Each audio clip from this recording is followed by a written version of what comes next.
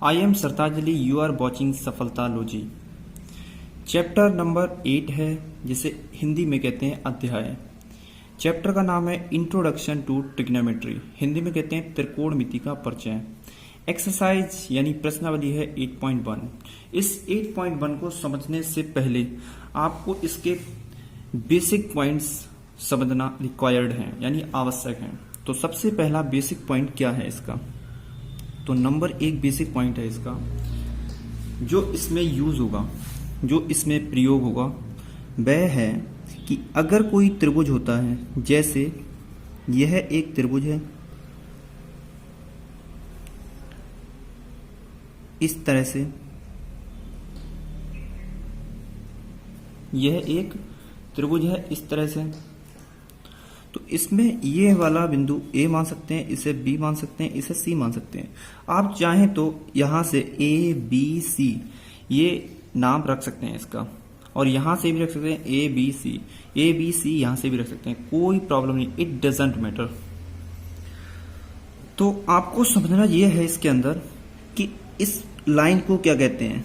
ये जो horizontal line है, ये जो क्षैतिज रेखा है, या जो लेटी हुई रेखा है, इसको क्या कहते हैं? इसको कहते हैं आधार। इसको हिंदी में आधार कहते हैं और इंग्लिश में बेस कहते हैं। इंग्लिश में बेस कहते हैं, इसके लिए क्या कहते हैं? हिंदी में आधार और इंग्लिश में बेस कहते हैं। ये जो खड़ी हुई लाइन है, ये जो खड़ी हुई लाइन है, वर्टिकल लाइन, लंबवत लाइन, इसे कहते हैं लंब, और इंग्लिश में कहते हैं इसे परपेंडिकुलर।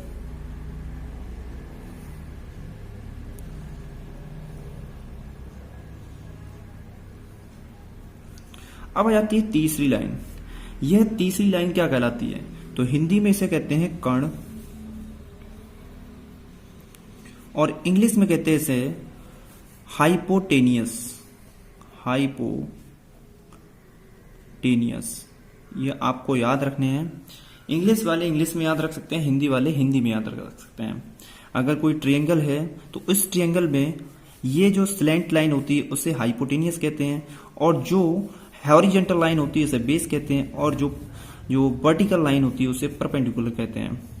और हिंदी वाले समझ सकते हैं इसे कि जो तिरछी लाइन होती है, त्रिभुज में जो तिरछी लाइन होती है उसे कर्ण कहते हैं, और जो खड़ी हुई लाइन होती है उसे लंब कहते हैं, और जो लेटी हुई लाइन होती है उसे आधार कहते हैं। ये बेसिक पॉइंट है, इसका समझना होगा आपके लिए। दूसरा बेसिक पॉइंट इसका ये है कि जो कि आपको याद रखना है इसका फॉर्मूला, कि जो कर्ण होता है, ये वाला हाइपोटेनियस होता है, वह लंब के और आधार के स्क्वायर के योग के बराबर होता है। यानी जो कर्ण होता है, उस कर्ण का स्क्वायर लंब के स्क्वायर और प्लस आधार के स्क्वायर के योग के बराबर होता है, जो कि आपके सामने फॉर्मूला है। इससे फॉर्मूले का यूज आपको बार बार करना होगा 8.1 में, इसको समझना जरूरी है। अगर हम इसको इंग्लिश में लिखें तो हम कैसे लिख सकते हैं, या हिंदी में ही लिखें तो शॉर्ट में कैसे लिख सकते हैं इसके लिए? तो हम इस तरह से भी इसको, इस फॉर्मूले को दर्शा सकते हैं, जैसे कि AC का स्क्वायर बराबर BC का स्क्वायर, AC का स्क्वायर बराबर BC का स्क्वायर प्लस AB का स्क्वायर। इस बात का मतलब भी यही है कि AC का मतलब है कर्ण, AB का मतलब है, BC का मतलब है यहां पर लंब, और AB का मतलब है यहां पर आधार। आपको यहां पर ये चीज भी ध्यान रखनी है, चाहे तो आप AB ले सकते हैं यहां पर BC की जगह पहले, और BC को आप बाद में ले सकते हैं। यहां पर इन दोनों को आगे पीछे करने में कोई प्रॉब्लम नहीं है, यहां पर हो सकते हैं, इससे कोई फर्क नहीं पड़ेगा। चाहे आप 2+3, जैसे एग्जांपल 2+3 जोड़ेंगे तब भी 5 आता है, और 3+2 जोड़ेंगे तब भी 5 आता है, लेकिन इसको आपको चेंज नहीं करना, ये यहीं रहेगा। ये कर्ण जो होता है, कर्ण का स्क्वायर जो होता है, वह लंब के स्क्वायर प्लस आधार के स्क्वायर के योग के बराबर होता है। यानी हाइपोटेनियस का जो स्क्वायर होता है वह परपेंडिकुलर का स्क्वायर और आधार के स्क्वायर के योग के बराबर होता है। ये आपको याद रखना है। तीसरी तरीके से हम इस फॉर्मूले को कैसे लिख सकते हैं, यानी तीसरा तरीका क्या है इसका लिखने का। तो इसका तीसरा तरीका जो लिखने का है वो ये भी कह सकते हैं कि हाइपोटेनियस यानी h का स्क्वायर बराबर लंब का स्क्वायर यानी कि परपेंडिकुलर का स्क्वायर और प्लस बेस का स्क्वायर। इसे शॉर्ट में हम ऐसे भी दर्शा सकते हैं। हाइपोटेनियस का स्क्वायर जो होता है वह परपेंडिकुलर का स्क्वायर और बेस का स्क्वायर भी के योग के बराबर होता है। तो ये एक ही फॉर्मूला है और तीन तरह से जो है इसको हम लिख सकते हैं। तो ये हो गए इसके बेसिक पॉइंट। और तीसरी बात आपको याद रखनी है, यानी तीसरा पॉइंट या तीसरी बात याद रखनी है आपके लिए कि आपको 1 से लेकर 30 तक के स्क्वायर याद रखने हैं, आपके लर्न करने पड़ेंगे आपके लिए। ये 1 का स्क्वायर 1 होता है, 2 का स्क्वायर 4 होता है, 3 का स्क्वायर 9 होता है, 4 का स्क्वायर 16 होता है, 5 का स्क्वायर 25 होता है, 6 का स्क्वायर 36 होता है, 7 का स्क्वायर 49 होता है, 8 का स्क्वायर 64 होता है, 9 का स्क्वायर 81 होता है, 10 का स्क्वायर 100 होता है। अब ये आते कैसे हैं तो मैं आपको वही समझा देता हूँ कि ये आते कैसे हैं। जैसे अगर हम स्क्वायर का मतलब क्या होता है, वर्ग का मतलब क्या होता है, वर्ग को इंग्लिश में स्क्वायर कहते हैं और स्क्वायर का मतलब होता है अगर हम किसी संख्या की गुणा उसी संख्या से दोबारा कर देते हैं तो वह संख्या का गुणनफल यानी प्रोडक्ट स्क्वायर कहलाता है। यानी सेम नंबर की आपस में अगर मल्टीप्लाई कर देते हैं, गुणा कर देते हैं, तो उसका स्क्वायर यानी उसके ऊपर जो 2 घात लगती है वह उसके कारण जो है स्क्वायर कहलाता है।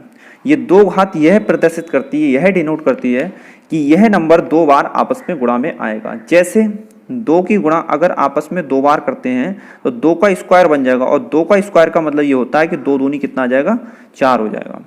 अगर हम 3 की गुणा आपस में 3 में करें तो इसका मतलब ये हुआ कि 3 का स्क्वायर 9 हो जाएगा। अगर 4 की गुणा आपस में करें 2 बार तो इसका मतलब ये हुआ कि 4 का स्क्वायर 16 हो जाएगा। अगर 5 की गुणा जो है आपस में 2 बार कर दें तो इसका मतलब ये हुआ कि 5 पंजे 25 यानी 25 इसका स्क्वायर आ जाएगा।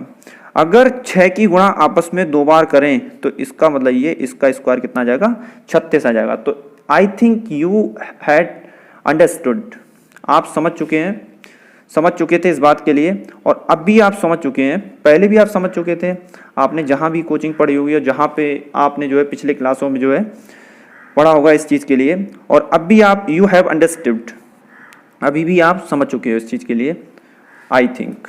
तो आपको ये याद करना है कहाँ से कहाँ तक, 1 से लेकर 30 तक।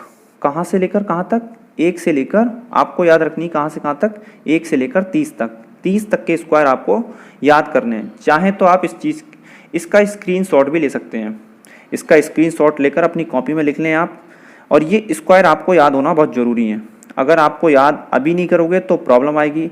और ये एक ही बार में या एक दिन में याद नहीं होंगे, यह आपको 5-5 पर डे या 10-10 जो है पर डे। अभी आपको शुरुआत वाले तो याद होंगे, ये लगभग ये तो अभी याद होंगे, एक बार में याद कर सकते हो इसके लिए।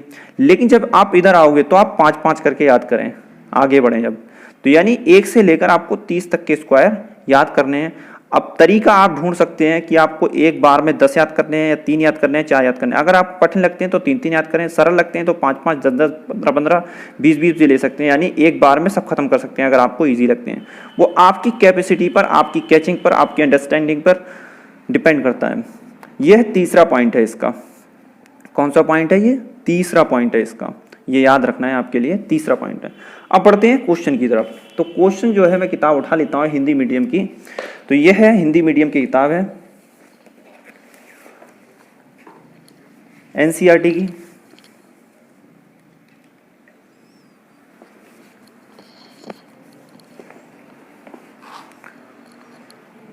तो इस किताब में जो क्वेश्चन है, पहला है प्रश्नावली 8.1। हिंदी मीडियम वाले हिंदी मीडियम की ये किताब है ही मेरे पास, और इंग्लिश मीडियम वाले अपनी इंग्लिश की किताब में देख सकते हैं। तो त्रिभुज ABC में जिसका कोण B समकोण है, AB बराबर 24 सेंटीमीटर, BC बराबर 7 सेंटीमीटर, निम्नलिखित का मान ज्ञात कीजिए। साइन ए कॉस ए का मान ज्ञात करना है, साइन ए का मान अलग ज्ञात करना है और कॉस ए का मान अलग ज्ञात करना है। इसका मतलब साइन ए की वैल्यू अलग फाइंड आउट करनी है, कॉस ए की वैल्यू अलग फाइंड आउट करनी है। ऐसे ही साइन सी की वैल्यू फाइंड आउट करनी है और कॉस सी की वैल्यू फाइंड आउट करनी है। फाइंड आउट का मतलब होता है मान ज्ञात करना। तो आपको सबसे पहले ये क्वेश्चन सॉल्व करना होगा। तो ये सॉल्व करते हैं क्वेश्चन। तो मैं क्वेश्चन को हटा देता हूँ और आप अपनी किताब में देख सकते हैं, आपके पास में जो किताब है उसमें आप देख सकते हैं। मैं इधर साइड में रख देता हूँ इसके लिए। तो क्वेश्चन नंबर जो है फर्स्ट, तो आप अपनी किताब में पढ़ सकते हैं। किताब में दिया हुआ है, मैं पढ़ रहा हूं और आप अपनी किताब में देखें कि पहला क्वेश्चन है 8.1 का कि त्रिभुज ABC में जिसका कोण B समकोण है। त्रिभुज ABC में कोण जिसका कोण क्या है, B समकोण है। तो हम साथ के साथ चित्र भी बना देते हैं और समझ भी लेते हैं। क्वेश्चन को आपको समझना पड़ेगा तभी आपके समझ में आएगा। तो मैंने एक त्रिभुज बना दिया और जो क्वेश्चन की लैंग्वेज कह रही है वो मैंने पढ़ देता हूं। तो त्रिभुज ABC क्या है, एक समकोण है। अब इस बात का मतलब क्या है कि त्रिभुज ABC समकोण है। तो पहले तो हमें ये दिख रहा है कि त्रिभुज तो है ये, अब समकोण कैसे है। तो समकोण का मतलब होता है यानी ऐसा त्रिभुज जिसका एक कोण 90 डिग्री का हो। तो ये वाला कोण क्या होगा, इसका 90 डिग्री का है। ये वाला कोण जो कि खड़ी हुई लाइन, तो यानी जो खड़ी हुई लाइन होती है वो 90 डिग्री पर खड़ी होती है। तो इस क्वेश्चन में जो कहा गया आप अपनी किताब में देख सकते हैं कि त्रिभुज ABC में इसका कोण B क्या है, समकोण है। तो कोण B ये वाला क्या हो गया, समकोण हो गया। कोण B समकोण है। तो देख लो यहाँ पर 90 डिग्री कोण पे कोण B समकोण है। AB बराबर कितना है, 24 सेंटीमीटर। तो ये AB बराबर कितना आ गया, 24 सेंटीमीटर। BC बराबर कितना है, BC बराबर 7 सेंटीमीटर। तो ये BC बराबर 7 सेंटीमीटर हो गया। तो निम्नलिखित के मान ज्ञात कीजिए। तो नंबर 1 क्या है, साइन A का मान निकालना है, कॉस A का मान निकालना है, क्वेश्चन मार्क, साइन C का मान निकालना है, क्वेश्चन मार्क, कॉस C का मान निकालना है, तो क्वेश्चन मार्क। तो ये आपको 4 वैल्यू निकालनी है, यानी क्वेश्चन 1 में 2 वैल्यू निकालनी है और क्वेश्चन 2 में 2 वैल्यू फाइंड आउट करनी है। अब ये निकालते कैसे हैं, निकालने का तरीका क्या है इसका। तो सबसे पहले आपको क्या करना होगा, अच्छा उससे पहले मैं ये भी समझा देता हूँ आपके लिए कि अगर किसी की समझ में नहीं आता हो कि साइन क्या है, कॉस क्या है, साइन क्या है, फिर कॉस क्या है, तो पहले मैं इसे क्लियर कर देता हूँ। तो साइन, जैसे कि ये लिखा हुआ है साइन, वैसे तो लंबा चौड़ा करके नहीं बताऊंगा मैं इसके लिए क्योंकि आप कंफ्यूज हो जाएंगे। तो आपको क्या करना है, क्रम से याद कर लेना है। तो साइन, कॉस, टेन, कॉट, सेक और कोसेक, ये आप क्रम से याद कर लें, 3-3 का जोड़ा बनाकर। Sign, cos, tan, cot, sec, cosec. Sign की फुल फॉर्म जो होती है साइन ही होती है, कॉस की कोसाइन होती है, टेन की टेंजेंट होती है और कॉट की कोटेंजेंट होती है, कोटेंजेंट, और सीकेंट कोसीकेंट। आपको सिर्फ यही याद रखना है, सिर्फ यही याद रखना है। फुल फॉर्म जो मैं बता रहा हूँ वो मौखिक आप सुने मेरी। साइन को साइन ही कहते हैं, चाहो तो मैं लिख देता हूँ यहाँ पर इसकी जो फुल फॉर्म होती है। तो साइन की जो होती है वो फुल फॉर्म वो साइन ई होती है। साइन की जो फुल फॉर्म होती है वो ये होती है, शॉर्ट में हम साइन ऐसे लिखते हैं। कॉस की जो फुल फॉर्म होती है वो कोसाइन होती है, इस तरीके से। कोसाइन क्या होती है, कोसाइन। टेन की जो फुल फॉर्म होती है वो टेंजेंट होती है, टेंजेंट। और जो कॉट की होती है वह कोटेंजेंट होती है, कोटेंजेंट। और सेक की जो होती है वो सीकेंट होती है, सीकेंट। और कोसेक की जो होती है वो कोसीकेंट होती है। तो ये इनकी फुल फॉर्म होती हैं।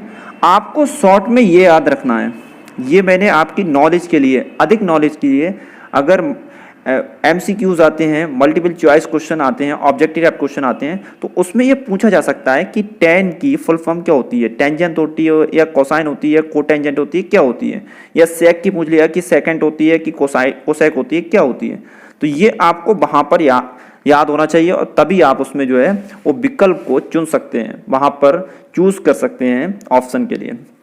तो ये सिर्फ आपको नॉलेज में याद रखनी है, यूज इनका होगा, बार बार इनका यूज होगा और आप इन्हें क्रम से याद रखें और क्रम से ही आपको याद रखना है। ये sine, cos, tan, cot, sec, cosec, sign, cos, tan, cot, sec, cosec, इस तरीके से आप याद रखें 2 बार में, साइन, कॉस, टेन, फिर कॉट, सेक, कोसेक।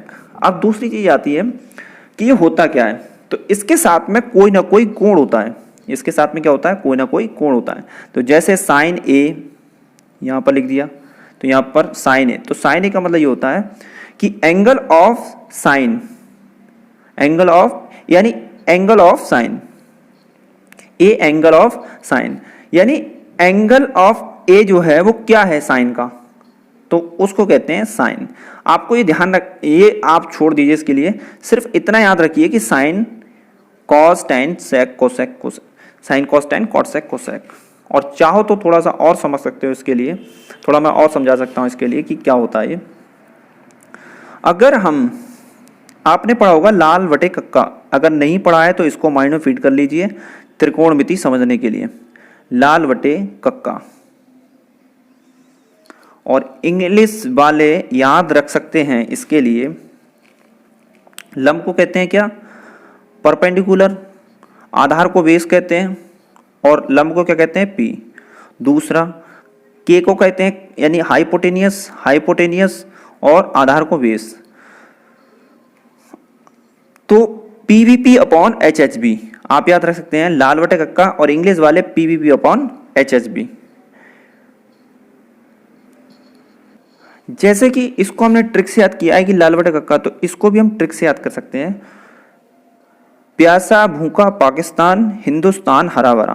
प्यासा भूखा पाकिस्तान, हिंदुस्तान हरा भरा। या दूसरा तरीका यह है कि पीवीपी अपॉन एचएचबी आप याद रख सकते हैं। इसके लिए दो तरीके हैं, या तो आप ऐसे याद रख लें कि प्यासा भूखा पाकिस्तान, हिंदुस्तान हरा भरा, या दूसरा तरीका यह है इसका याद करने का पीवीपी अपॉन एचएचबी। या एक तरीका यह है, दोबारा मैं इसे रिपीट कर देता हूं, प्यासा भूखा पाकिस्तान और हिंदुस्तान हरा भरा। अब आ जाते हैं इधर, अगर हम इस त्रिभुज के अंदर, इस त्रिभुज के अंदर लंब और कर्ण ले लें, इस त्रिभुज के अंदर क्या ले लें, एक लंब ले लें और एक कर्ण ले लें। लंब की लंबाई देख लें और कर्ण की लंबाई देख लें, जैसे समझना है आपके लिए। अगर हम लंब और कर्ण का अनुपात लेते हैं तो उसे साइन कहते हैं, उसे क्या कहते हैं, साइन कहते हैं। और अगर यहाँ पर एंगल लिख देते हैं तो इसका मतलब हुआ कि लंब और कर्ण के बीच में एंगल क्या है, लंब और कर्ण के बीच में एंगल क्या है। तो ये लंब है, ये वाला लंब है और ये वाला कर्ण है, तो इसके बीच में जो एंगल है वह क्या है। अगर हम यहाँ पे सी लिख देते हैं तो इसका मतलब ये हुआ कि ये वाला सी एंगल क्या है। और ऐसे ही अगर हम आधार और वटे कर्ण ले लें, अगर आधार और कर्ण ले लें, आधार और कर्ण का अनुपात जो कहलाता है वह कहलाता है कॉस। अगर एंगल ले लेते हैं यहाँ पर कोई सा भी, तो यहाँ पर हम कोई सा भी एंगल ले सकते हैं, सी ले लें या डी ले लें या ए ले लें, कोई सा भी ले सकते हैं, आधार और कर्ण। तो यहाँ पर एंगल ए ले सकते हैं, कुछ भी ले सकते हैं। तो अगर हम इस चित्र के अनुसार लेते हैं तो आधार और कर्ण के बीच में जो एंगल ए ले सकते हैं, तो इसका मतलब हुआ आधार लें और कर्ण लें बटे में, तो ये जो कहलाएगा अनुपात वो कहलाएगा कॉस। क्या कहलाएगा, वह कहलाएगा कॉस। तो ये साइन कॉस ये होते हैं। तो आपको इतना डेप्थ में नहीं जाना है, तो आपको सिर्फ ये चीजें याद कर लेनी है कि साइन कॉस टैन और कॉट सेक कोसेक। आपसे ये चीजें नहीं पूछी जाएंगी, आपसे सिर्फ ये पूछा जाएगा sin cos tan cot sec cosec. ये मैंने सिर्फ आपकी नॉलेज के लिए बता दिया कि ये क्या होता है, और आप ये याद रख लें, इसके लिए ये ऑप्शन में आ सकते हैं और ये आते हैं। तो पहला क्वेश्चन क्या है, पहला क्वेश्चन है कि किसी त्रिभुज में जो है, त्रिभुज एबीसी, यानी त्रिभुज एबीसी में जिसका कोण भी क्या है, समकोण है, और ए बी बराबर जो है वो 24 सेंटीमीटर है, बी सी बराबर 7 सेंटीमीटर है। बी सी बराबर कितना है, 7 सेंटीमीटर। तो बताइए कि साइन ए और कॉस ए क्या होगा, साइन सी और कॉस सी क्या होगा। तो इस क्वेश्चन को निकालने के लिए आपको क्या करना पड़ेगा, जब भी ऐसे क्वेश्चन आ जाएं और त्रिभुज की दो साइड्स दी हों, दो साइड्स जो हैं वो फाइंड आउट हों, यानी दो भुजाएं क्या हैं, ज्ञात हों, तो आपको तीसरी भुजा ज्ञात करनी होगी। अब ज्ञात करने का तरीका क्या है, कैसे ज्ञात करते हैं, तो आपको प्रयोग करना है पाइथागोरस प्रमेय, जो कि मैंने पॉइंट नंबर 2 में आपको बताया था। तो पॉइंट नंबर जो 2 था, तो आपको क्या करना है, यहाँ पर पाइथागोरस प्रमेय लिख लेनी है। तो यहां लिखेंगे पाइथागोरस प्रमेय द्वारा, पाइथागोरस प्रमेय द्वारा। इंग्लिश वाले समझ सकते हैं Pythagoras, by Pythagoras theorem, English वाले लिख सकते हैं बाई पाइथागोरस थ्योरम। तो आपको तीसरी भुजा निकालने के लिए, तीसरी साइड निकालने के लिए, तो आपको क्या लिखना पड़ेगा कि ए सी का स्क्वायर, तो आप फॉर्मूले को इस टाइप से लिखेंगे, क्यों, क्योंकि आपके पास में ए बी और बी सी के रूप में आपके पास में वैल्यू फाइंड आउट है, ए बी और बी सी के रूप में। तो आप फॉर्मूला जो है इस टाइप से लिखें कि ए सी का स्क्वायर जो है वो किसके बराबर होगा, यानी कर्ण का स्क्वायर जो होगा वो किसके बराबर होगा, ए सी का स्क्वायर बराबर BC का स्क्वायर और प्लस AB का स्क्वायर। तो आपको क्या करना है, इस रूप में लिखना है इसे, AC का स्क्वायर बराबर BC का स्क्वायर प्लस AB का स्क्वायर। तो AC कितना दिया हुआ है, AC दिया हुआ है, यही तो हमें निकालना है, AC दिया नहीं है तो AC हमें निकालना है। BC कितना दिया हुआ है, तो BC हमें पता लग रहा है कि BC दिया हुआ है कितना, वो दिया हुआ है 7 सेंटीमीटर। तो यहाँ पर लिख देते हैं 7 सेंटीमीटर का स्क्वायर। BC AB बराबर कितना दिया हुआ है 24 सेंटीमीटर, तो 24 सेंटीमीटर का स्क्वायर कर देना है। AC हमें निकालना है, AC हमें क्या करना है, निकालना है, तो इसका स्क्वायर हम ऐसे लिख देते हैं। 7 का स्क्वायर कितना होता है, 7 का स्क्वायर या 7 का जो है वर्ग कितना होता है, तो वो होता है 49। तो आपको वो याद करना है जो मैंने पॉइंट नंबर 3 में बताया था। 24 का जो वर्ग होता है वो 576 होता है, तो ये आपको याद रखना है। आप क्या करें, कॉपी पे तो सब उतारेंगे, आप एक कॉपी बना लें और अपनी कॉपी में जब भी ये आए तो आप इस तरीके से देख सकते हैं कि 25 का वर्ग कितना है या 24 का वर्ग कितना है। तो 24 का वर्ग हमें देखना है तो 576। जब आप बार बार देखेंगे इसके लिए तो आपको याद हो जाएगा। तो 24 का वर्ग 576 यहाँ पर लिख देते हैं। अब क्या करना है, आपके 9 6 15 जोड़ लेना है, 15 की 5 हासिल 1, 1 और 7 8, 8 4 12 की 2 हासिल 1, 1 और 5 6। तो ये कितना आ गया 625, यानी AC का स्क्वायर जो है वो कितना आ गया 625 आ गया। अब आपको इसको स्क्वायर को हटाना है, तो जब आप इसको स्क्वायर को हटाएंगे तो दूसरी साइड में जो है वो रूट आ जाएगा। तो यहाँ पर दूसरी साइड में क्या आ जाएगा, रूट आ गया। अब इसका मतलब क्या हुआ, इसका मतलब ये हुआ कि यहाँ पर करनी की घात जो है वो 2 है।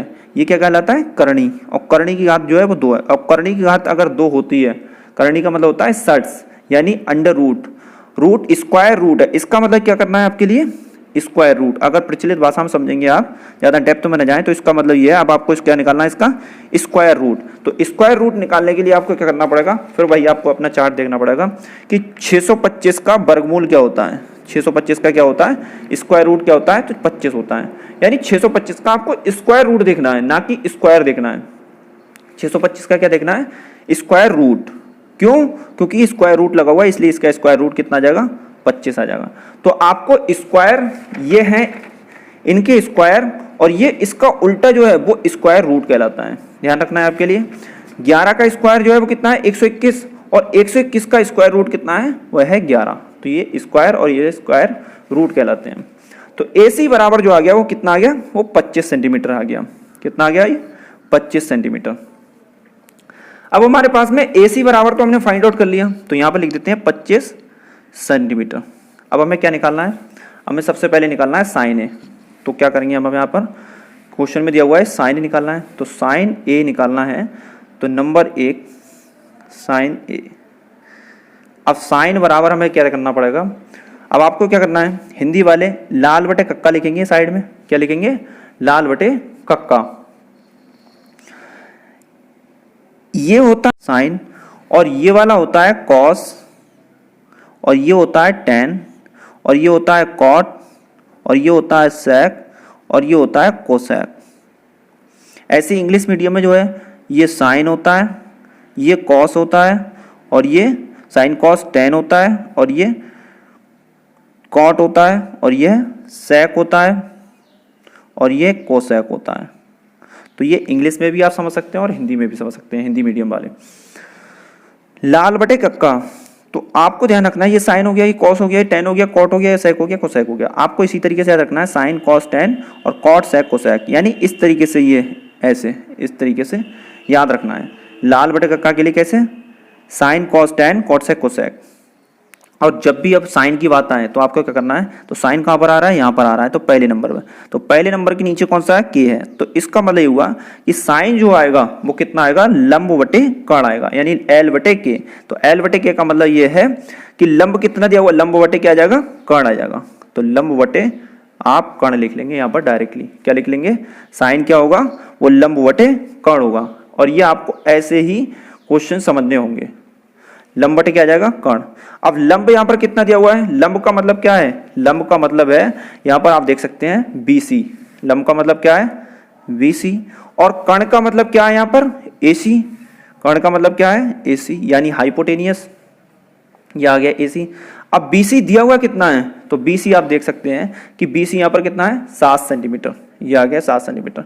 AC कितना दिया हुआ है, AC दिया हुआ है 25 सेंटीमीटर।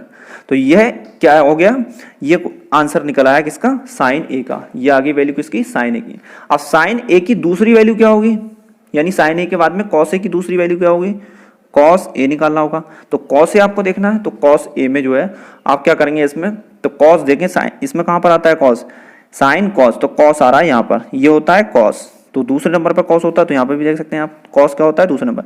तो कॉस के नीचे क्या है, आधार के नीचे कर्ण, तो यहाँ पर लिख सकेंगे आप आधार बटे कर्ण।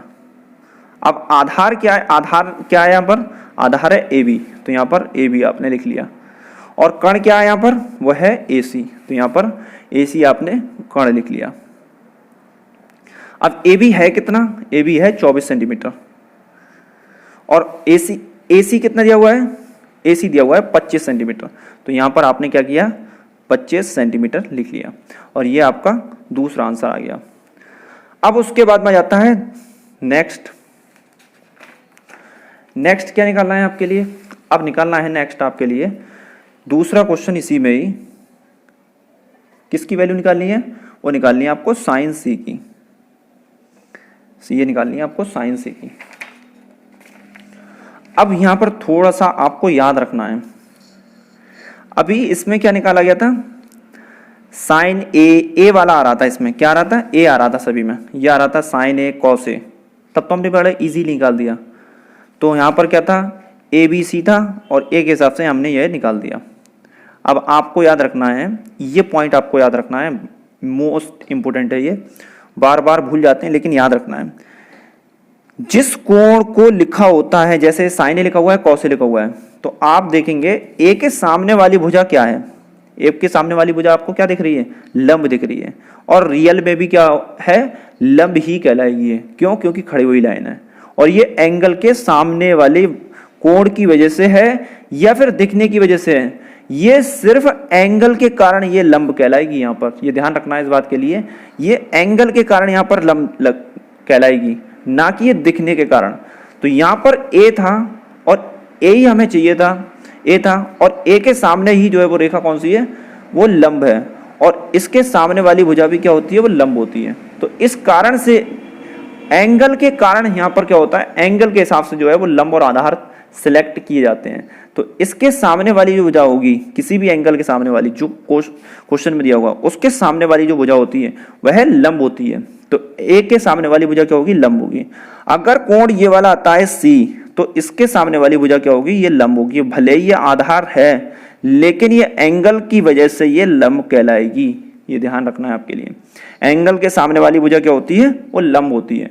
क्वेश्चन में जो एंगल दिया होगा उसके हिसाब से, जैसे यहाँ पर C है साइन C, तो C अगर आएगा तो इसके सामने वाली भुजा क्या होगी, वो लंब होगी, भले ये आधार दिख रही है। तो ये एंगल के हिसाब से जो है वो लंब और आधार होते हैं यहाँ पर। तो आपको अब दूसरा क्वेश्चन है यहाँ पर कि साइन C निकालना है। तो साइन C, तो साइन क्या होता है, तो साइन होता है, साइन आता कहाँ पर है, तो साइन आता है यहाँ पर लाल बटे कक्का, यहाँ पर लिखा हुआ है, और लाल बटे कक्का में लंब बटे कर्ण होता है साइन, तो यहाँ पर लिख लिया हमने लंब बटे कर्ण। लंब का मतलब क्या है यहाँ पर, अब लंब यहाँ पर कौन सा है, लंब यहाँ पर कौन सा होगा, क्योंकि साइन C है, तो साइन C है, तो इसके सामने वाला भुजा क्या होगी, लंब होगी। ये वाली भुजा क्या कहलाएगी, यहाँ पर लंब कहलाएगी। मैंने आपको समझाया कि एंगल के सामने वाली भुजा क्या होती है, लंब होती है। और यहाँ पर क्या है, साइन C है, तो साइन C है, तो इसका मतलब ये हुआ एंगल के सामने वाली भुजा क्या कहलाएगी, लंब। तो लंब क्या हो जाएगा यहाँ पर, AB। और आधार क्या कहलाएगा, अब उसके बाद में कर्ण क्या कहलाएगा, तो कर्ण तो वही रहेगा, कर्ण में कोई बदलाव या कोई चेंज नहीं होता, तो वह रहेगा AC। तो AB कितना दिया हुआ है, 24 सेंटीमीटर, और उसके बाद में AC कितना दिया हुआ है, 25 सेंटीमीटर। तो इसका उत्तर जो आ जाएगा, इसका आंसर जो होगा साइन C, वो 24/25 आ जाएगा। और दूसरा, इसी का दूसरा पार्ट जो है वो निकालना है cos A। अब cos A निकालना है तो हमें देखिए cos C क्या निकालना है, cos C, cos A नहीं cos C निकालना है। तो cos C अगर हमें निकालना है तो हमें क्या करना पड़ेगा, फिर वहीं जाना पड़ेगा। तो हमें देखना पड़ेगा सबसे पहले कि cos आता कहाँ पर है, तो साइन ये है, cos ये, तो cos क्या होता है, आधार बटे कर्ण। ये sign cos tan cot sec cosec, ये आपको ध्यान रखना है। ये साइन है, ये cos है, ये tan है, ये cot है, ये sec है, ये cosec है।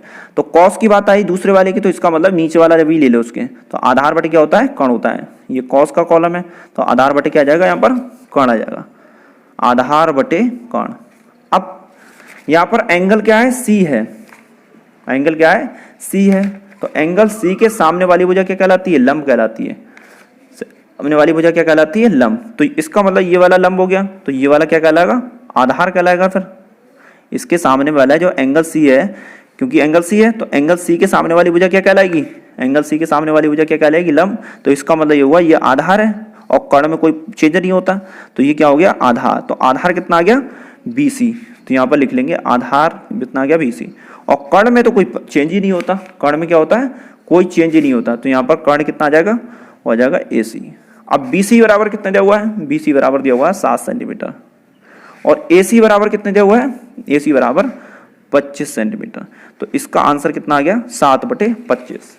आई थिंक आपकी समझ में आया होगा।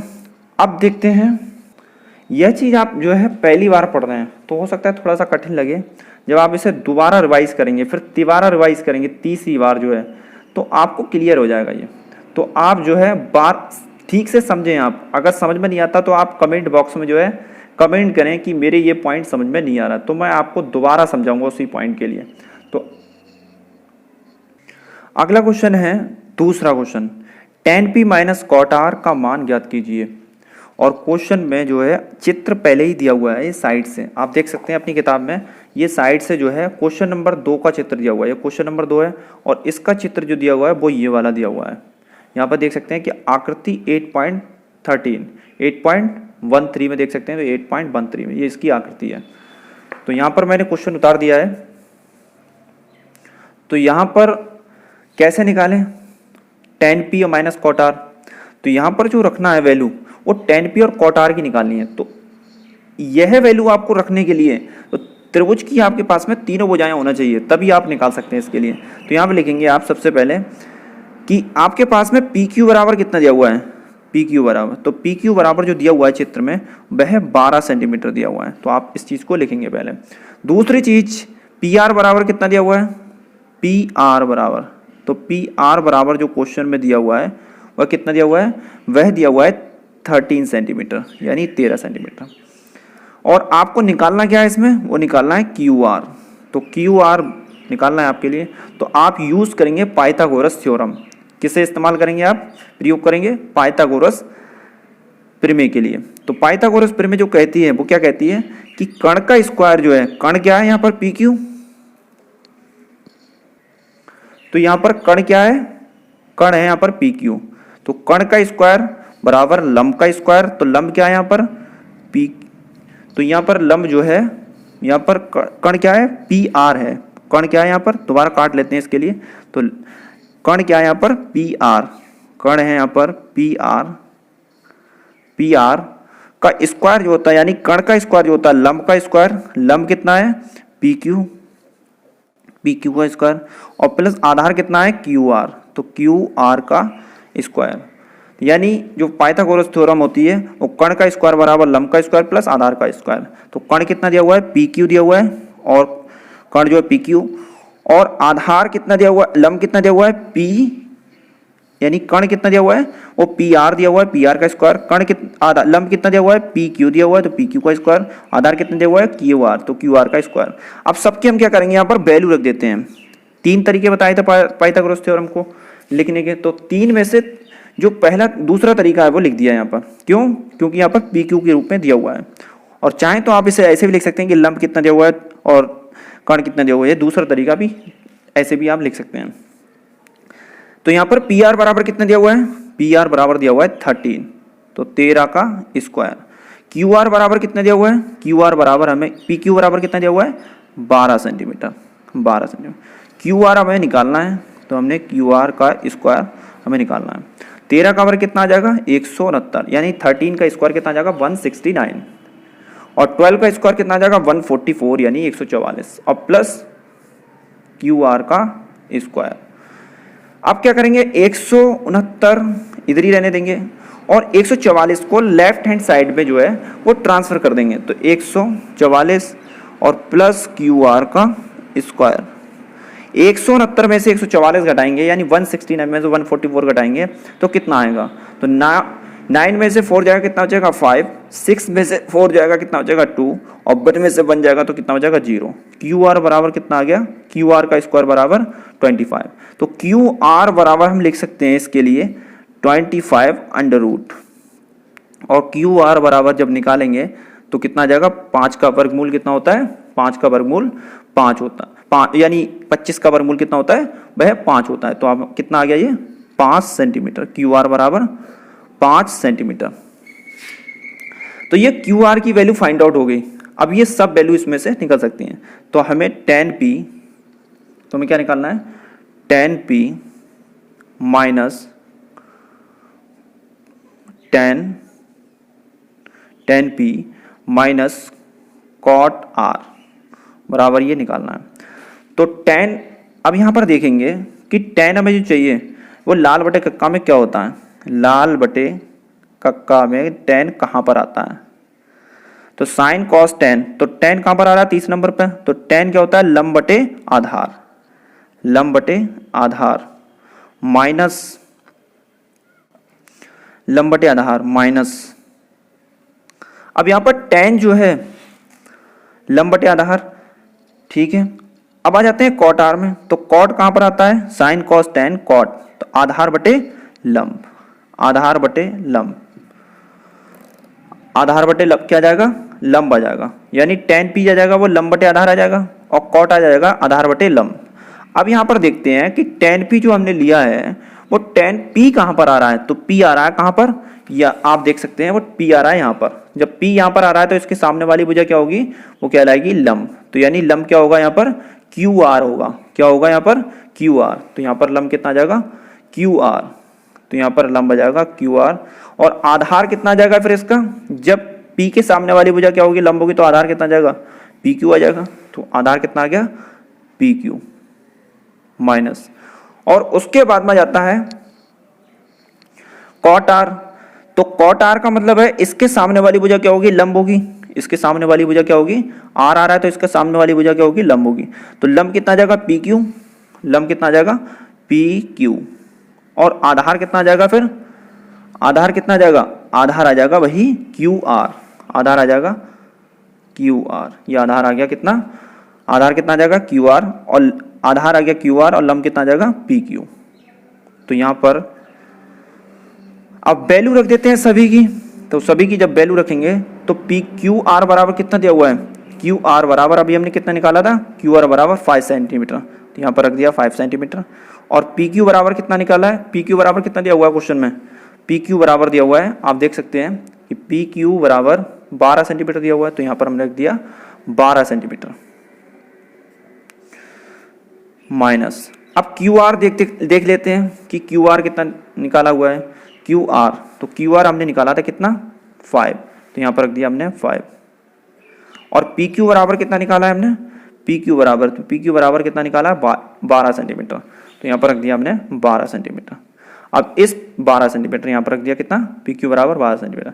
अब ये 5/12 माइनस प्लस का है, और ये 5/12 माइनस का है, ये दोनों क्या हो जाएंगे, कट जाएंगे, और आंसर कितना आ जाएगा आपका 0। तो यानी इसका उत्तर जो आया वो कितना आया, 0 आया।